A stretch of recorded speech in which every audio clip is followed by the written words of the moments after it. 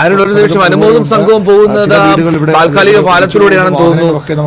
വളരെ ഡേഞ്ചർ ആയിട്ടുള്ള ഒരു പുഴയുടെ ഒഴുക്കാണ് അവിടെ നമുക്ക് കാണാൻ കഴിയുന്നത്. പുഴയിൽ നിർമ്മിച്ച താൽക്കാലിക പാലത്തിലൂടെ മറുവശത്തേക്ക് കയറാനുള്ള ശ്രമത്തിലാണ് അനുമോദും ടീമും.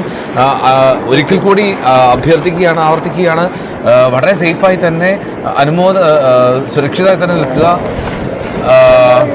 നമുക്ക് കാണാം അവിടെ അനുമോദനെയും ടീമിനെയും അവർ ആ പുഴ ക്രോസ് ചെയ്ത് മറുഭാഗത്തേക്ക് എത്തിയതാണ്. എത്രമാത്രം കരുത്തോടു കൂടിയാണ് ആ പുഴ ഒഴുകുന്നത് കാണുക. ഒരുപാട് പേരുടെ ജീവൻ കവർന്നു. ഇപ്പോൾ പുഴ നേരത്തെ കണ്ടതുപോലെയല്ല, മിനിങ്ങാന്ന് ഈ സമയം ഉണ്ടായിരുന്ന പുഴയല്ല, അതൊരുപാട് മാറി ഒഴുകുന്നുണ്ട്. കുത്തിയൊലിച്ചുപോയ ആ പുഴയിൽ ഒരുപാട് ജീവനുകൾ ഒലിക്കുന്ന സാഹചര്യവുമുണ്ടായി. കിലോമീറ്ററുള്ള പുഴയാണ് ചാലിയാറിൽ പല മൃതദേഹങ്ങളും അടിഞ്ഞെത്തിയത്. എങ്ങനെ ഇതുവരെയും നമ്മൾ കണ്ടിട്ടില്ലാത്ത അത്രയും വലിയൊരു ദുരന്തത്തിലേക്ക് കാര്യങ്ങളെത്തി. ഈ ദിവസം ഒരു തരി ശ്വാസമില്ലാതെ മണ്ണിൽ പുതഞ്ഞു കിടക്കുന്ന ഒരുപാട് ജീവനുകളുണ്ട് ആ പുഴയ്ക്ക് കരകളിലായി. ഞാൻ BV അരുണിലേക്ക് വീണ്ടും പോകുന്നു. അരുൺ, അനുമോദിന്റെ ദൃശ്യങ്ങൾ വന്നപ്പോൾ ഒന്ന് ഇടപെട്ടു എന്ന് മാത്രമാണ്. അരുൺ കാണുന്നത് ചുറ്റും ഉള്ളിലേക്കുന്ന കാഴ്ചയാണ് എന്നും പറയാം. അരുണിന്റെ ആ കാഴ്ചകളിൽ നിന്ന് നമ്മളുടെയും മനസ്സ് വല്ലാതെ വിറങ്ങലിച്ചു പോകുന്ന സാഹചര്യമാണ്. ഈ രക്ഷാപ്രവർത്തനം ആരംഭിച്ചു അരുൺ രാവിലെ? തീർച്ചയായിട്ടും രക്ഷാപ്രവർത്തനം ആരംഭിച്ചു.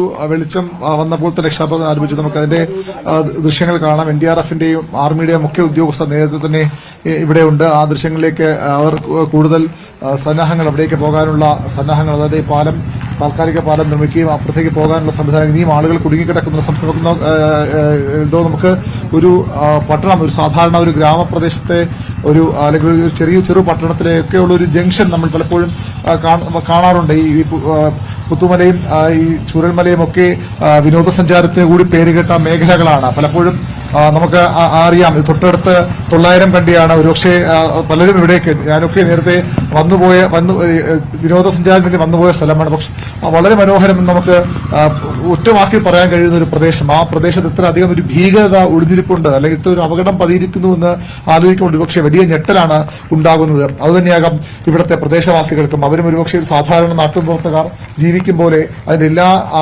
പരിമിതികളും ഉൾക്കൊണ്ട് ജീവിച്ച ജനമാണ്. അവരെയാണ് ഒരു ഞൊടിയിടയിൽ അവരുടെ ജീവിതം തന്നെ പൂർണ്ണമായും ഇല്ലാതാക്കിക്കൊണ്ട് ഈ ദുരന്തം ഉണ്ടാകുന്നത്. ഇവിടെ ഒരു പൊതുവിതരണ കേന്ദ്രമാണ് സംസ്ഥാന, അതായത് ഒരു റേഷൻ കടയാണ്. സ്റ്റോർ എന്നൊക്കെ പേര് മാറ്റി റേഷൻ കട. അതിന്റെ മുൻവശത്തെ കാഴ്ച കാണാം. ആ കടയൊന്നും എന്തോ ഭാഗ്യത്തിന് ഒലിച്ചു പോയിട്ടില്ല. പക്ഷേ പൂർണ്ണമായും ചെളിയടിഞ്ഞ് ഇവിടെ വാഹനങ്ങൾ, ഓട്ടോറിക്ഷ ഉൾപ്പെടെയുള്ള വാഹനങ്ങൾ കിടക്കുന്നത് കാണാം. എത്രത്തോളം ഭീതിതമായിരുന്നു ഈ അപകടമെന്ന് വ്യക്തമാക്കുന്ന ദൃശ്യങ്ങളാണ് നമുക്ക് ഇവിടെ നിന്ന് കാണാൻ ആകുന്നത്. ഓരോ ദുരന്തവും ഇത്തരത്തിൽ പലതും നമ്മെ ഓർമ്മപ്പെടുത്തുന്നു. എത്രത്തോളം പുറമേ മനോഹരമായ സ്ഥലങ്ങളിൽ എത്രയധികം അപകടം പതിയിരിക്കുന്നു നമുക്ക് മനസ്സിലാക്കാൻ കഴിയുന്നതാണ് ഈ ഇവിടെ നിന്ന് ഇപ്പോൾ കാണാൻ കഴിയുന്നത്. നിരവധി ചെറിയ കച്ചവട സ്ഥാപനങ്ങളുള്ള പ്രദേശമാണ്. അതിന്റെ ഒരു അവസ്ഥയാണ് ഇപ്പോൾ ഉള്ളത്. ഇവിടെ രക്ഷാപ്രവർത്തകർ അവരുടെ അടുത്ത ഘട്ടത്തിലേക്ക് പ്രവർത്തനങ്ങൾ കടക്കുകയാണ്. ആർമിയുടെ ടീം കൂടുതൽ പേർ ഇവിടെ വന്നിറങ്ങുന്നു. ഈ പുഴയ്ക്ക് കുറുകെ പാലം നിർമ്മിച്ച് അടുത്ത മേഖലയിലേക്ക് കടക്കാനുള്ള ശ്രമമാണ് ഇന്നലെ ഉച്ച മുതൽ ആർമി നടത്തുന്നത്. വലിയ ദുഷ്കരമാണ്, ഇവിടെ നടക്കാൻ പോലും വലിയ ദുഷ്കരമാണ്. ഈ പ്രദേശത്ത് കടുത്ത ചെളിയാണ്. മഴ ഇപ്പോൾ കുറച്ചുകൂടി ശക്തമായി പെയ്യുന്നു. ഇവിടെ നിന്ന് അപ്പുറത്തേക്ക് വീണ്ടും പാലം നിർമ്മിക്കാനുള്ള ശ്രമത്തിലാണ് ആർമി ഉദ്യോഗസ്ഥർ. പുഴ കുത്തി ഒഴുകുന്നതും ദൃശ്യങ്ങളിൽ ദൃശ്യങ്ങളുണ്ട് എന്ന് പ്രതീക്ഷിക്കുന്നു. ഏതായാലും സംസ്ഥാനം നേരിട്ട ഏറ്റവും വലിയ ദുരന്തങ്ങളിലൊന്നായി ഇത് മാറിക്കഴിഞ്ഞു. അതിന്റെ ഭീതിതമായ സാഹചര്യങ്ങൾ, ആ അന്തരീക്ഷമാണ് നമുക്കിപ്പോൾ ഇവിടെ കാണാൻ കഴിയുന്നത്. ഇവിടെയാണ് ഈ പുഴ ചെറിയ ചാലായ ആ ഭാഗത്ത് നമ്മൾ നേരത്തെ ഈ ചൂരൽമല ജംഗ്ഷനിൽ കണ്ട പുഴയാണിപ്പോൾ വലിയ ശക്തിയോടുകൂടി ഇവിടെ ഇങ്ങനെ കുത്തി ഒഴുകുന്നത്. ഇവിടെ നിന്ന് ഈ പാലം ഒലിച്ചുപോയ ഭാഗത്തുനിന്ന് പുതിയ പാലം നിർമ്മിച്ച് വേണം അപ്പുറത്തേക്ക് രക്ഷാപ്രവർത്തകർക്ക് കടക്കാൻ.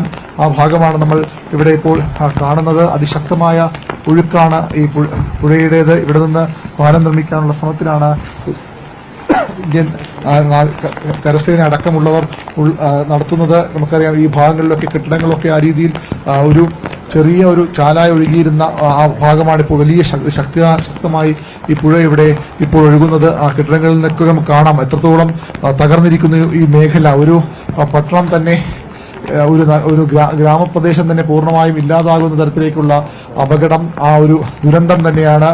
വളരെ ബുദ്ധിമുട്ടി മാത്രമേ ഇവിടെ കൂടെ നടന്നുപോലും നീങ്ങാൻ ഇപ്പോൾ കഴിയൂ. ഇതൊരു CPM-ന്റെ ഒരു ലോക്കൽ കമ്മിറ്റി ഓഫീസാണ് ഇവിടെ ഉള്ളത്. ആ ഓഫീസിന്റെ ഭാഗം അതേപടി വലിയ അപകടങ്ങളില്ലാതെ അല്ലെങ്കിൽ നഷ്ടമില്ലാതെ നിൽക്കുന്നു എന്ന് വേണമെങ്കിൽ പറയാം. എന്നാൽ അവിടെ നിന്ന് പൂർണ്ണമായും അതിനോട് ചേർന്ന സ്ഥലങ്ങളൊക്കെ തന്നെ നശിച്ച് തകർന്ന അവസ്ഥയിലാണ്. താഴെയുള്ള കെട്ടിടങ്ങൾ ഒരുപക്ഷെ ദുരിതക്കാർക്ക് വളരെ പ്രധാനപ്പെട്ട സ്ഥലങ്ങൾ തന്നെയായിരിക്കണം. നാട്ടുകാരോട് ആ രീതിയിൽ നമുക്ക് ബന്ധപ്പെടാൻ ഈ ഘട്ടത്തിൽ കഴിയുന്നില്ല. പാലം മുറിച്ചു കടന്ന് താൽക്കാലിക പാലം മുറിച്ചു കടന്ന ആളുകൾ ഇപ്പുറത്തേക്ക് പോകുന്നുണ്ട്. അതും തീർത്തും ഒരു അപകടകരമായ സാഹചര്യം തന്നെയാണെന്നുള്ളത് വ്യക്തവുമാണ്. വി അരുണാണ് അവിടുത്തെ കാഴ്ചകൾ നമുക്കായി പങ്കുവെക്കുന്നത്. എത്രമാത്രം കരുത്തോടെയാണ് ആ പുഴ ഒഴുകുന്നത് നോക്കുക. അത് പുഴ ഒഴുകിയിരുന്ന ഒരു സ്ഥലമല്ല ഇപ്പോൾ കാണുന്ന ആ വെള്ളം ഒഴുകുന്ന സ്ഥലം. ആ ഉരുൾപൊട്ടി എത്തിയപ്പോൾ അവിടെ നിന്ന് ഒരു പുഴ പുതിയ രീതിയിൽ ഒഴുകുന്ന കാഴ്ചയാണ് കാണുന്നത്. ദുരന്ത ഭൂമിയിൽ അവിടെ രക്ഷാദൗത്യം രാവിലെ ആരംഭിച്ചു. ഞാൻ CV അനുമോദത്തിലേക്ക് പോകുന്നു. ഞാൻ ആദ്യം അനുമോദ താൽക്കാലികമായി നിർമ്മിച്ച പാലത്തിലൂടെ കടന്നു പോകുന്ന ദൃശ്യം കാണുകയായിരുന്നു. പേടിയോടുകൂടിയാണ് ആ പുഴയ്ക്ക് കുറുകെ നിങ്ങൾ ക്രോസ് ചെയ്യുന്നത് കണ്ടുകൊണ്ടിരുന്നത്. അനുമതി, ഇത് ഏത് ഭാഗത്തേക്കുള്ള വഴിയാണ് ഇപ്പോൾ? അത് ആ മുണ്ടക്കൈ ഭാഗത്തേക്കുള്ള വഴിയിലായിരുന്നു അനുമതി ക്രോസ് ചെയ്തെത്തിയത്. ആ റിസോർട്ടിലൊക്കെ താമസിച്ചിരുന്ന അല്ലെങ്കിൽ അവിടെ രക്ഷ നേടി അവിടെ പോയി നിന്ന ആളുകളൊക്കെ രക്ഷിക്കാനൊക്കെ ശ്രമമൊക്കെ ആരംഭിച്ചോ?